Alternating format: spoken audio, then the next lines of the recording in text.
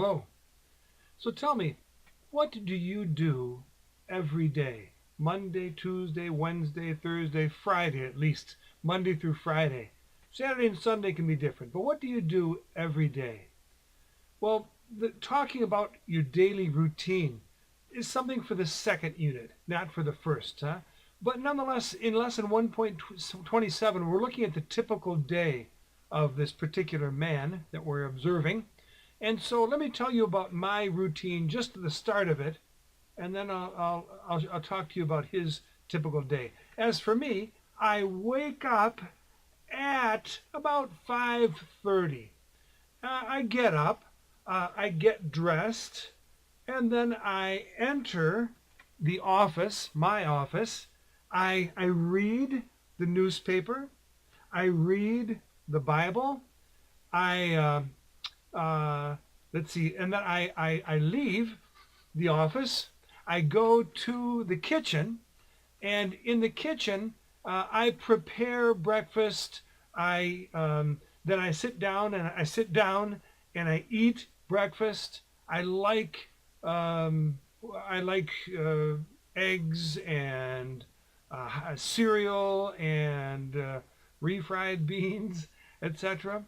Um, and then sometimes I wash the dishes, and then I return to my office and I start to work. I prepare lessons of the ULAT. Okay? Well, that's just the start of my day. We're going to see now a man who goes through his entire, or much of his day. We're going to go through just about half of his day together. And I'll be asking you questions about yourselves, about do you do some of the same things that this man does? So let's go to lesson 1.27 right now. All right, now you see we're in lesson 1.27, and we're going to go to section 2. In this section, you just listen while I talk. I will describe for you what this man does in his typical day. So you listen. Here we go. Well, he lives, first of all, he lives in an apartment in the city. He makes the bed every morning. He prepares breakfast. He eats cereal.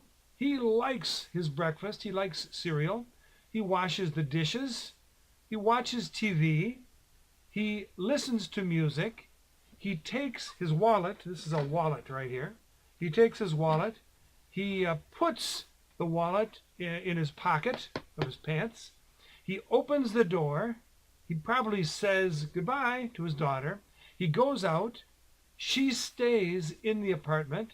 He leaves the apartment and he walks to school. He is a teacher. He walks to school. But he hears a boy.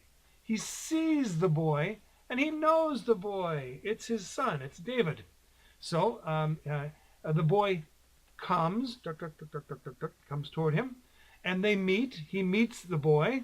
He talks. He talks with the boy, and then he goes to school with David, with his son. Um, well, the restaurant sells hamburgers, and the boy wants a hamburger. So the man buys a hamburger. He gives the hamburger to his son, to David. The boy has the hamburger, or a hamburger.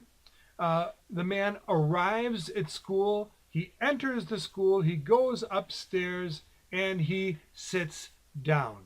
Okay? So that's my description. Now it's your turn to see if you can make that same description in a period of 90 seconds. All right, I'm going to give you 90 seconds right now to try to describe each of these pictures here. Let's see how many pictures there are. 8, 12, 16, 20, 24, 28, 31. That means you have about 3 seconds per picture to describe these pictures. All right? Here we go. Get ready. On your mark. Get set. You have 90 seconds. Go. Say the description.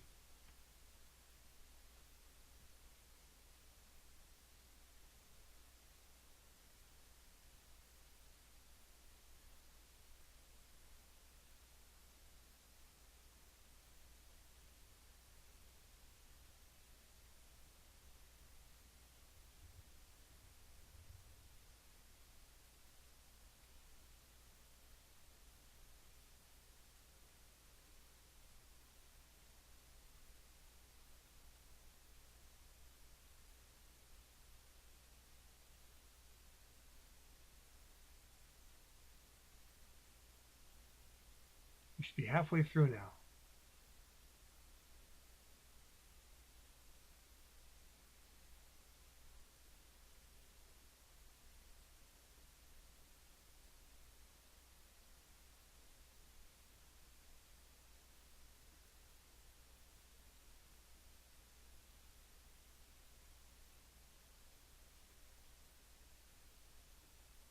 Twenty seconds.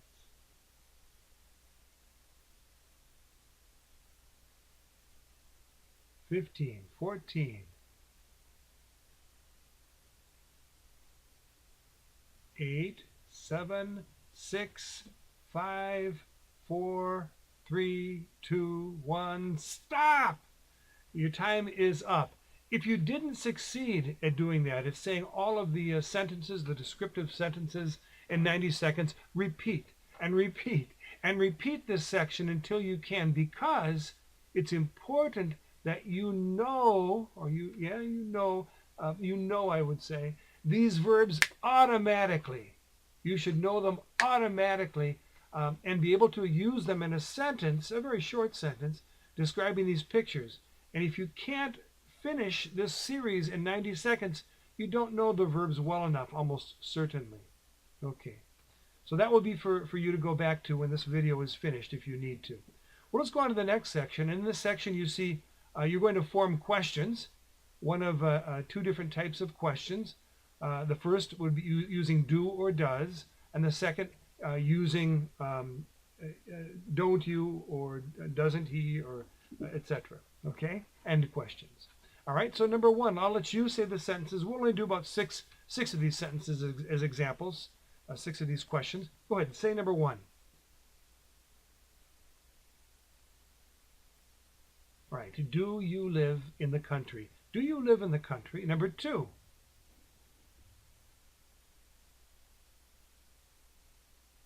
Okay, remember, the first part of the sentence is affirmative or positive. The second part is negative. So the question is negative. You live in the country, and now the question, or I'm sorry, you live in a house. You live in a house, don't you? All right, try number three.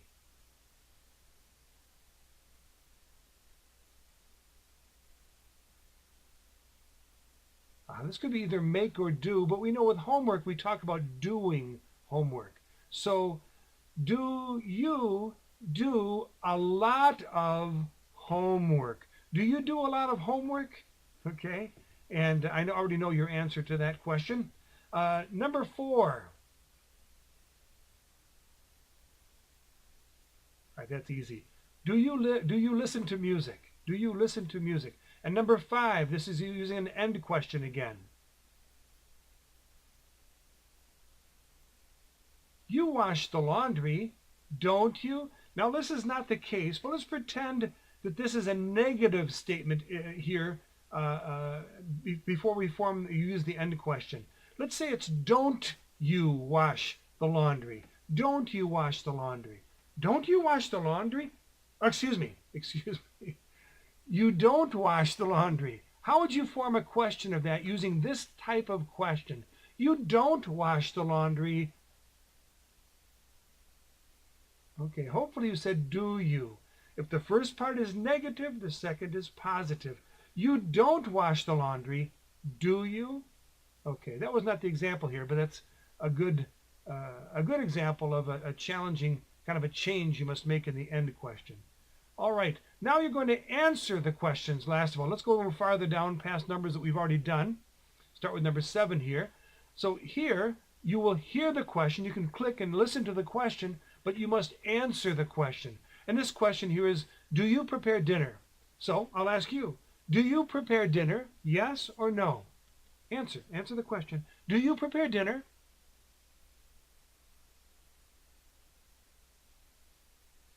Okay, well, I don't prepare dinner, but you, some of you said, yes, I prepare dinner. Others said, no, I don't prepare dinner, okay, like me. Number 8 here, this question is, do you eat vegetables? Do you eat vegetables? Tell me, yes or no?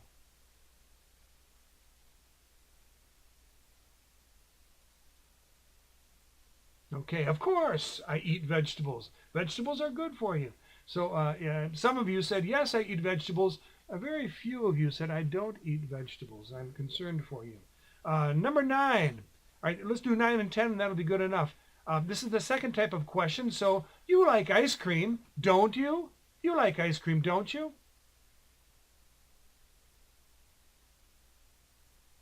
Right. Everyone, 100% I think out there said, yes, I like ice cream. Very few of you would dare to say, no, I don't like ice cream. All right. Number 10. All right, now let me change this one. I know it's not negative, but let me make it negative. You don't watch TV. What would I say next? You don't watch TV. Do I say do you or don't you? You don't watch TV. Right. Do you? You don't watch TV, do you? Let me ask you the question and you answer. You don't watch TV, do you?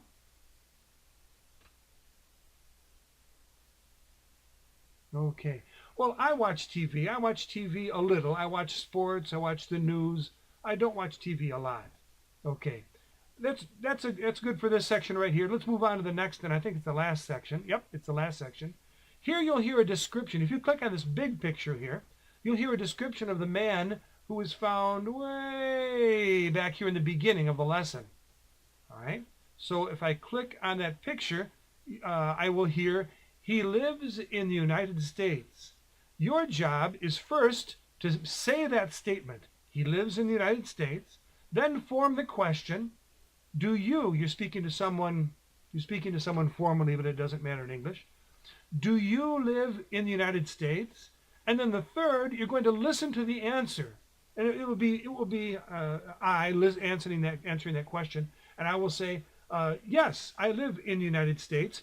Do you live in the United States? And the last step is you will answer my question, and you will say, yes, I live in the United States, or no, I don't live in the United States. I live in Russia, or something like that.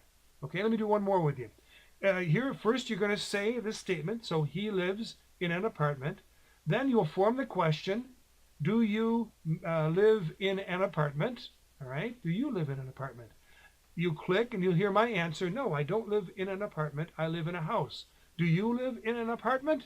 And you will then, last of all, answer the question. Yes or no. Got it? Okay, well, that's the end of my work. It's the beginning of yours. As this video ends, you're going to continue and do all of the exercises that follow it, and I'll see you in lesson 1.28. Have a good day. Bye-bye.